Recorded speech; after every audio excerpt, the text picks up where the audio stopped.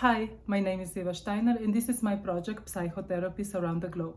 I am interviewing the psychotherapists around the world and asking them the same 8 questions. I am wondering how mental health profession is in their country. Today we are going to... Thank you for doing this interview with me. Before we start, can you tell me a little bit about yourself? Sure. I am Beatrice. I am a Chinese, grew up in Hong Kong, and have recently moved to London. So I'm a clinical psychologist registered in both Hong Kong and UK. So like many Hong Kong people, I speak 3 languages like Cantonese, Mandarin, and English. Tell me a little bit about your culture. What is some holiday or tradition that your country celebrates? And if your culture would be an emotion, what emotion would it be? My culture is basically very Chinese culture, with some westernized touch, like traditional holidays, Lunar New Year, Mid-Autumn festivals. It's basically same as the mainland Chinese. And in our culture, we enjoy so much group activity and festivals. It's definitely surrounded by gathering and food. And I also come from a big family, so in both of these kind of festivals, I grew up like meeting lots of relatives. But because I grew up in Hong Kong, so I also used to celebrate like Easter holiday or Christmas, although I'm not Christian. Can you tell me a little more about some traditional holidays? We have some special traditional holiday, 清明节. So it's like you're supposed to visit the grave of your ancestor. So it's almost like, a time that you show respect, you memorize them, you remember them. For Chinese, we are very family oriented. So we connect to the roots of your family. It's part of our culture. And we have a festival for it. When I tell the Westerners about this festival, they often feel like, oh, okay, So for them, it's something pretty new, I guess. Most of the Chinese probably not religious. So we are not going to church, but we do have a tradition in our culture that's independent of religious, that's about connecting to the ancestors of where we come from. Emotions difficult. I think about, what is the emotion representing my culture. But I would be easy to say, Chinese culture is very hardworking, collectivistic, and we are family oriented. We concern about moral values and meanings. So when you share, you speak, it's easy. You hear people would talk about moral values, like what is right, what's wrong. You can easily hear that, in those sharing, because it's like this is in your blood already. Can you elaborate a little bit more about these moral values that translate through conversations? For example, like if you're coming from a more traditional family, they may have some more conservative ideas about, for example, sex. And that's not something like normally in average people's life, they would talk about it. Even in private, they don't necessarily talk about it because there's a lot of very sensitive judgment about it, like when it should be allowed and in what relationship. And so, like moral judgment is very basic in our life. So sometimes if you come from very traditional or conservative cultural background, you may grow up with people that is, you can say, pretty judgy, because there is absolute values already set out there. And then when you're moving to the West, like you are diaspora, and you would start to see, people live their life in a different way. There's a different moral values out there. Doesn't mean they're bad people, but they are just different. Just whole different values. They just live their life in a different way. And it can be quite a crash. I'm not surprised to see a lot of Chinese in London where I can reach off. They like to hang out with people who are also Chinese because they share the same values and it creates less conflict inside them.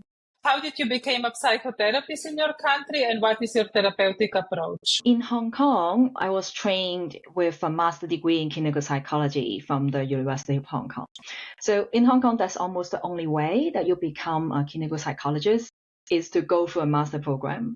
And within this training, we are trained to do CBT, cognitive behavioral therapy.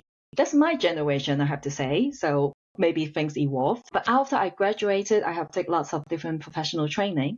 like mindfulness teacher training, ACT, EFT. In recent years, I'm basically using schema therapy and mindfulness. I'm also accredited schema therapist and supervisor from ISST and certified mindfulness trainer from Canada. And in general, in Hong Kong / China, can you go directly to master degrees without psychology background? For example, I'm studying economy bachelor, and then I go to clinical psychology in master degree, and I can work as a psychologist. Is there distinction between psychology or psychotherapy? That's a very good question. So I first answer from Hong Kong, right? That's I have best knowledge about. So in Hong Kong, you definitely need a psychology degree before you go to master.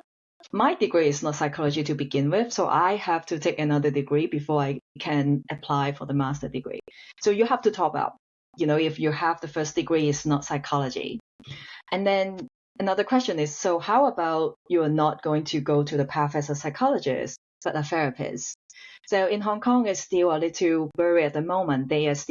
My peers are still fighting with legislations to cover a better definition of psychologists and therapists. People may train themselves as a therapist on different routes that may be outside of the formal system. And there's some great area right there, I would say. But most of them, they graduate at least with like a counseling degree. So they use a title as a therapist. And in China, it's even more complicated. To my limited knowledge, let's put it that way, China is very big. To my knowledge, they have the national grade of psychologists and therapists both. And they are training, there's a lot of, my supervisor from China, almost all of them have a master's degree in psychology. And on top, they have the therapist certificate.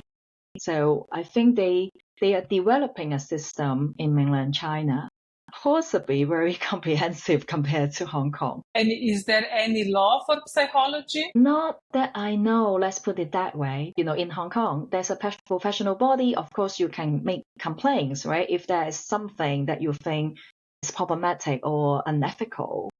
But that's not like you need to go to court. You're supposed to break the law. It's not the same like the US.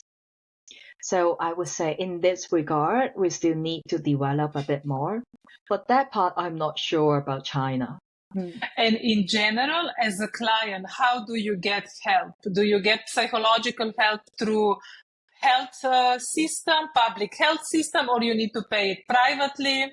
In Hong Kong, so you have a public system that they also cover psychological help, like they have psychiatrists and clinical psychologists that's hired by the government organization. So you can go through a public path to cover that. But of course, the capacity, the resources are more limited. You may wait a longer time. That may create some delay in the treatment. And so like lots of countries, public system exists, but there has limitation for resources. And then the private part, if you go to private, you don't need any referral. Basically, you just go. This is considered like a commercial setting there. You go, you pay, that's it. But in the public, you need the psychiatrist referral to see clinical psychologists. And from before you meet a psychiatrist, people normally have a GP referral. How society looks upon psychotherapy or any psychological help? So in Hong Kong, more and more people are open to psychotherapy nowadays, but it's not comparable to the West, like California in the US or even London. There's still a lot of destigmatization work to do in Hong Kong. Many people still viewing mental illness as a source of shame, a moral failing, or a loss of faith. So that's also partly why I become a columnist in a Hong Kong newspaper, because I want to share stories of my clients with their permission, that they are actually very average people. They're not insane. They did not look so different from us. Many of them are very, very competent people or even professionals. Can you tell me more about this losing faith? It's a very big question. Faith in Chinese is a very big concept. You can gain faith when people give you an award, praise you in the public, giving you a gift. That's called gain phase. And you can also lose phase when you are doing badly and people know about it, or when you're scolded in front of others, or you are criticized.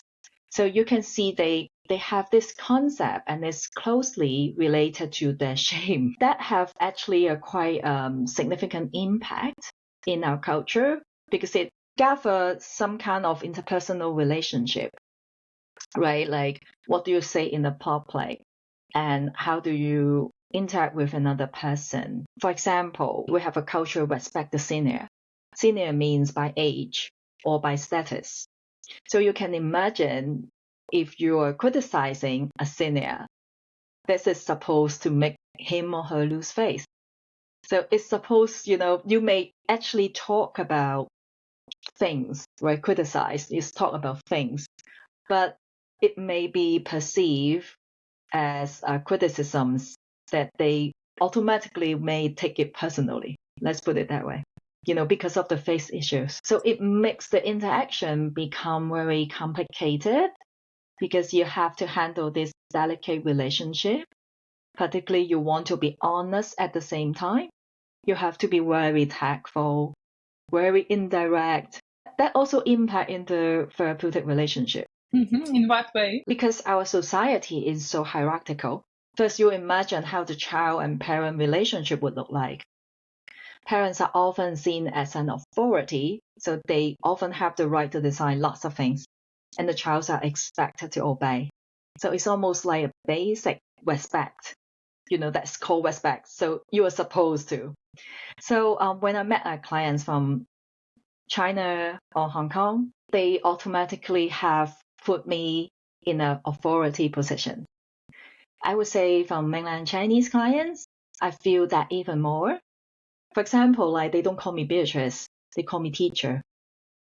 And I am your therapist, you don't need to call me teacher. I'm not really teaching you, right? But no matter how much, I'm trying to tell them, they still seems feeling that is more comfortable. So they insist to call me teacher. I have to try very hard to build rapport with them, because to feel comfortable, to feel safe, to feel fair with you, to feel I am safe to be really honest, is not something we take for granted. I feel like if I want to make them feel comfortable to share their feelings, especially related to this relationship, that becomes something really I need to be very sensitive. Like what they may feel or think, but they didn't say, because they feel they're not supposed to say. This is the education that give you from the very early on within your family, and of course in school. And so you feel the stress, of being very open, because it may attract criticisms to you because of the way you speak, or you're not supposed to do this, or you're not supposed to say this. That put over how are you feeling. So I also find it quite common that in our population, emotionally inhibited people are like average. So if now I'm in London, right? So I can see like how awkward I may look in front of the Westerners, because they're much more, easy, expressive, open body language. And so, but me is much more reserved. So, for me, I need a warm up to go there.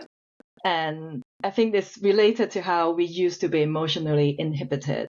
Our culture promote that, like calm, like, the Buddhism perspective. You have to let go. If you are angry, almost like you are not civilized enough, or you are not at a higher level, that you're losing your control, So a lot of these shame that people may feel from just a simple expression of emotions make them automatically inhibited. You mentioned that the things are changing. What is contributing to this change? The change is more and more people are open to psychotherapy. At least that's what I can see in Hong Kong. I didn't do any survey. I think people are more and more open in a way, like, because of the information flow is much more free than before. You have much more access to the information out there globally. So I think that's partly it, that you have to open, or you have to catch up with the trend globally. And there are more and more discussions about mental illness has also been going on in China. So I also think that's partly contributing that. I remember when I'm studying psychology, my second degree, so it's a long, long time ago. And I still heard people tell me like there's no social work study in China. That they don't have the same concepts and structures within this society. But now things change a lot. Things have been evolved, and I got lots of inquiry from China that people want to learn schema therapy, for example.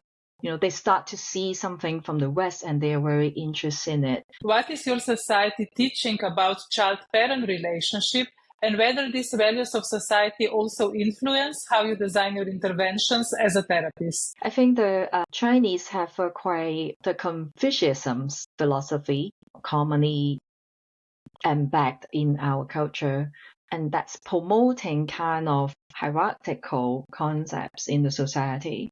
So if you're a king, you perform like a king. And then if you're the government official nowadays, right, the king and government official, you somehow perform in a particular way. Or your parents, you're supposed to particular in this way, and your kids, and you're supposed to, or your son or daughter, you're supposed to treat your parents in a certain way. This is very fixed. It's like you were taught from a very young age. Of course, people challenge that, but this is like the average, the basics. So it is very uneasy to have the intimacy within this structure because there's so much things you're not supposed to share.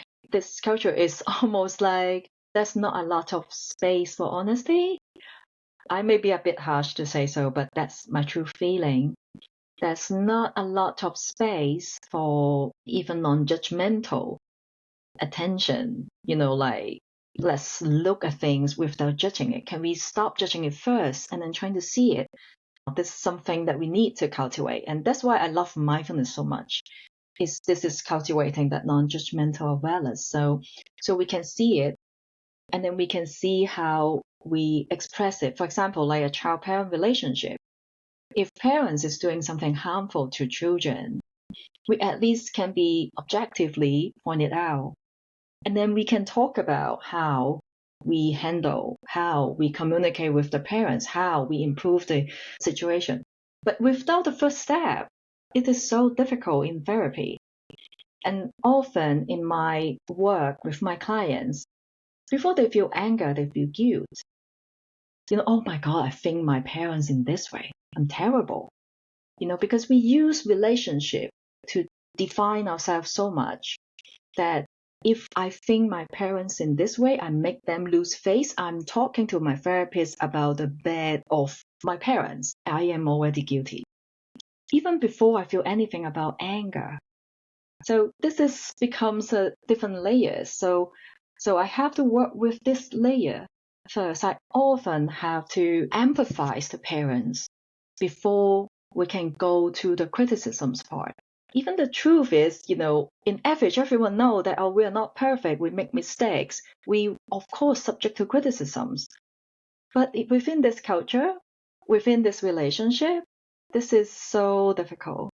So I often have to first address that guilt, address that your parents, of course, love you. They may lacking some flexibility to love you. They may doesn't experience something that you were experiencing before. And so I have to, make up lots of reasons so that they feel a little bit more comfortable to talk about what is their true feeling.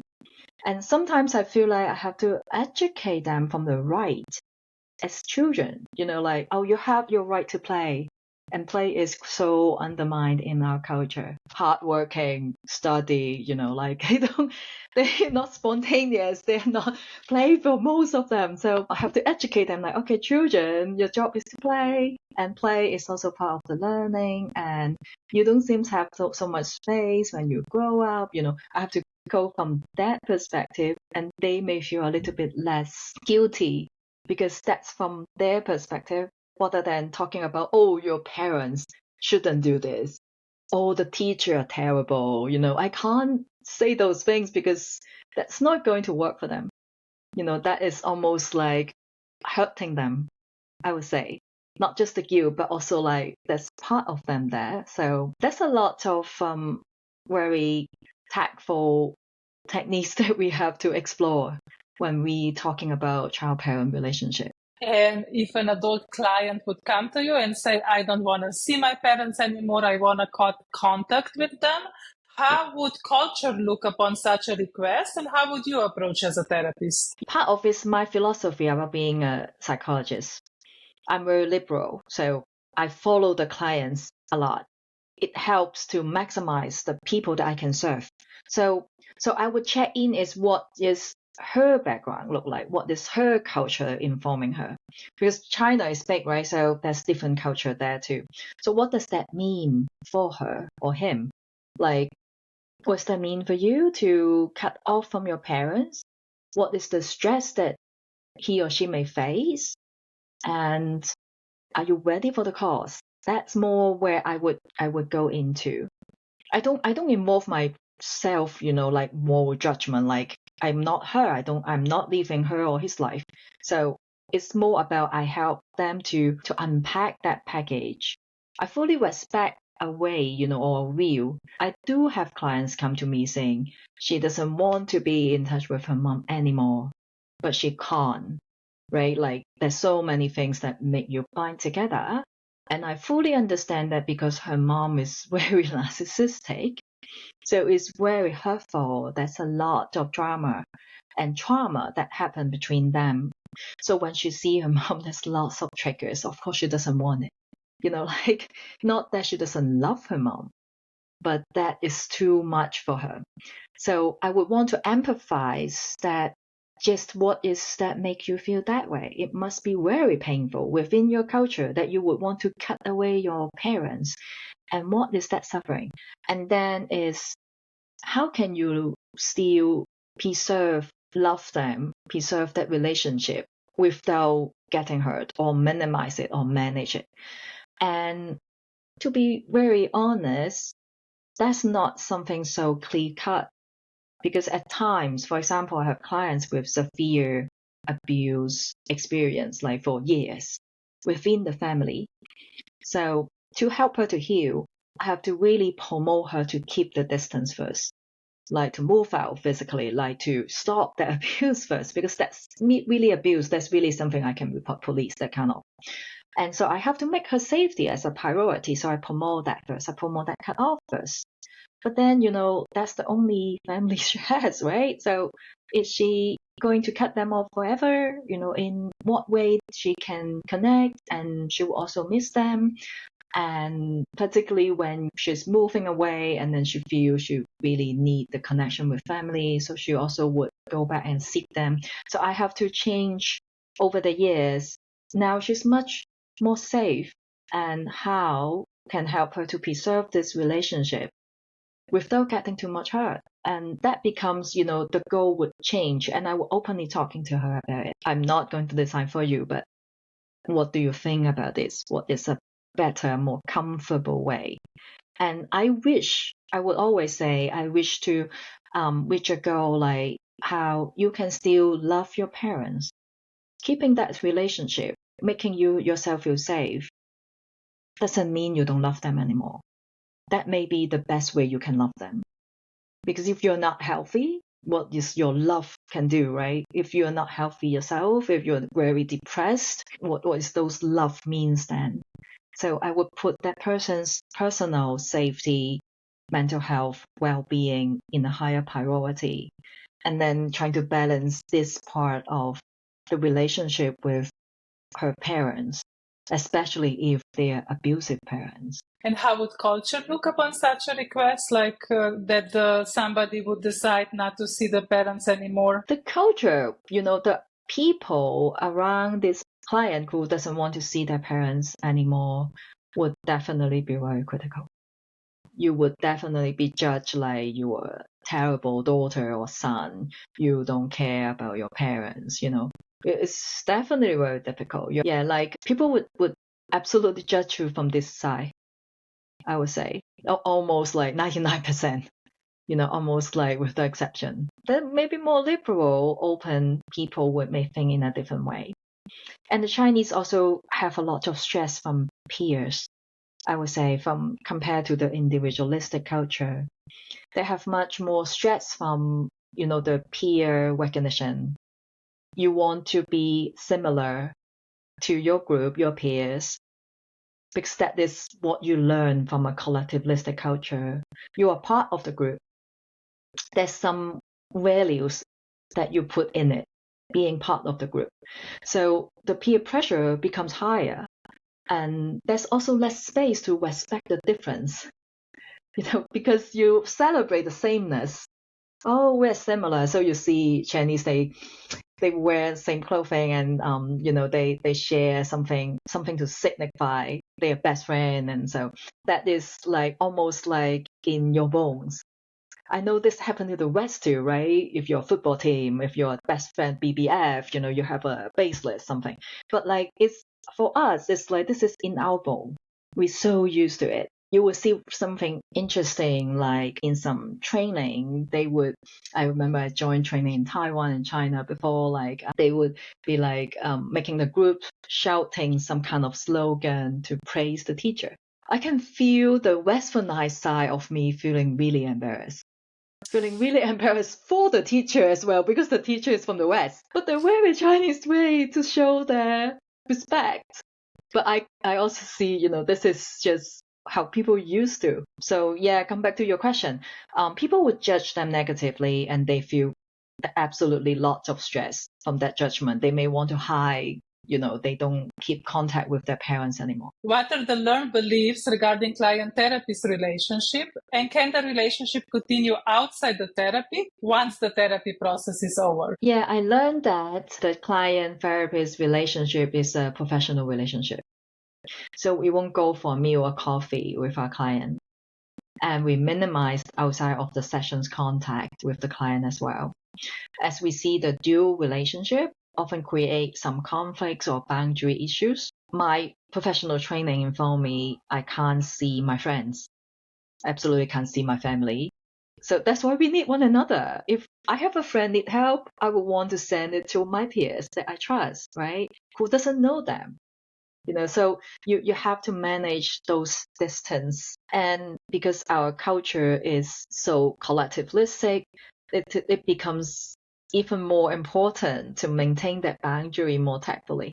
So strictly speaking, I don't think we're supposed to continue the relationship outside of the therapy room or after the therapy is over. It's the exception. So I do have clients like request to be my friend, like the therapy is over, I really like you, can we hang out a bit? What I'm telling my client is, we can be friends, but you have to be aware, once we are friends, you can't become my client anymore. We can't go back anymore. That's what it is. Are you sure that's what you want, or you want to be able to come back to me when you need me later? So they usually would go back to the client mode. That's the first place why they come to me. And is there any organization where a client can turn to if there is therapeutic abuse? So in Hong Kong, there's a professional association that people can go to make complaints. That's what I know about Hong Kong. But China, I'm not sure. I wish it's more regulations over it. And it's specifically to mental health, or is like complaints like in all the services? That's a professional bodies for psychologists, educational, or industrial. Is supervision a must for a therapist in your country? It's a must for us to maintain our continued education if we want to continue our registrations, both in Hong Kong and UK. So you have some points when you attend some training or receive your supervision that help you to meet this requirement. But you are not forced to go to supervision. You can just go to training. But I am someone enjoy supervision a lot. So I have supervisor from Australia, UK, US, Netherlands, Hong Kong. So for me, my core points are always from supervision. But that's not a must. What are the most common complaints that the client comes to therapy for? That's a very tricky questions because I can't see something to, can generalize, saying most common. I would say they come because they have some emotional distress, like I'm very anxious about something, I'm feeling really low for a long time, there's a relationship troubling me so I can't sleep, So that's how they present their issues. But maybe because I'm doing schema therapy, so we always look for something more root cause, so I become complicated things. But that's what usually they come as a presenting problem. In China, or specifically Hong Kong, would you say there is any collective trauma or any generational trauma that is like showing in mental health? Absolutely. I see intergenerational trauma all the time. Because I think partly it's because of my therapy approach lead me to see those things, where the root cause come from, where this person grow up, the developmental stage experience. For example, emotional deprivation. The parents not attuned to the child is so common in my culture. It's so common. And there's so many different reasons for it. I'm not blaming those parents too, because they probably doesn't experience it themselves. And when you are from a developing country, there's a lot of reason for it. People have to survive, they make their living, they have to leave their village to go to city to work, and then you are left behind with the grandparents. That's lots of mainland Chinese experience. And some of them may even have to hide their identity under the one-child policy. So they grow up in a very miserable way. Not that they like it or the parents may like it, but just that's how they live their life within the society. And very emotionally deprived also mean they don't aware of the needs to attend. So sometimes the parents are in a more rich family that they don't leave their child behind and go to work. They live together, they have much better quality of life, but they don't see emotional attunement of being present for their kids in an emotional way. They don't feel so much about it. I believe this is also closely related to they are very emotionally inhibited, so you don't feel it. And if you feel it, you almost see it as this is something bad. I'm emotional. That's something not welcome. I should be very calm. That's what emotional inhibition means in schema therapy. So because of that, they don't see the needs to attend to their children emotionally. So they often believe in tough love, right? Like, I put a lot of resources on you. I pay a lot of money. I put you in very good school. That's my love. So the love show up in this way. And then another more soft way is by act of service. So like mom cook for you, cook a lot of food for you, and then make you eat all of them. And, remember what you love most, food. So that's also part of the way they show love. But they don't say, I love you. They don't easily get the hints of how their child is feeling at the moment. Most of them don't orient from this perspective in the parenting. But things are changing. I would say the younger generation seems a bit different. But I think this is partly intergenerational trauma, because if you grow up in a way that's very emotionally deprived, you don't seek it in your intimate relationship neither, because you're used to it. You're used to a little detachment or coldness within a very intimate environment, and you don't seek them out. And you repeat yourself somehow, almost like you repeat your trauma somehow. You don't have your needs met, you don't feel understood or seen, you don't get the empathy, you lose it sometimes to anger, you misplace your anger, or you go to addictions to cope with that unmet needs. That's all sort of things can happen to cope with that needs just because it's not met, and the client may not see it. What I'm wondering is like, how do they deal with a young child that shows emotion, that shows anger, that shows frustration? Or if I go a step further, how do they deal with a child with ADHD or child with autism? Perfect question. The most common response of parents when their children show very strong emotion like anger would be suppression, would be punishment, would be this child need to be disciplined.